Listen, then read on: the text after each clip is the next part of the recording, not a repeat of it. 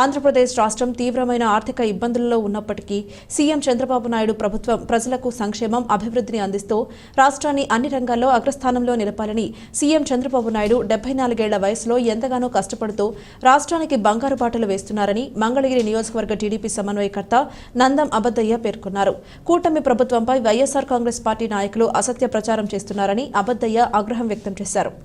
దుగ్గిరాల మండలం పెద్దపాలెం గ్రామ పంచాయతీ ఆధ్వర్యంలో ఆదివారం సాయంత్రం ఇది మంచి ప్రభుత్వం కార్యక్రమాన్ని ఘనంగా నిర్వహించారు.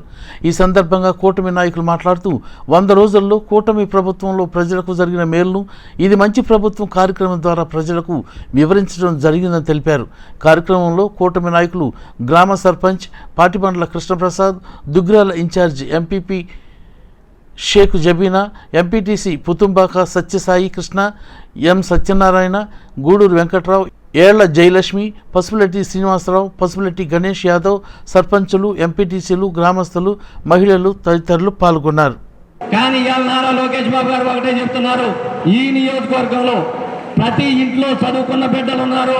ప్రతి ఇంటిలో చదువుకున్న ప్రతి ఒక్కరికి కూడా మీకు ఉద్యోగం కల్పించే బాధ్యత.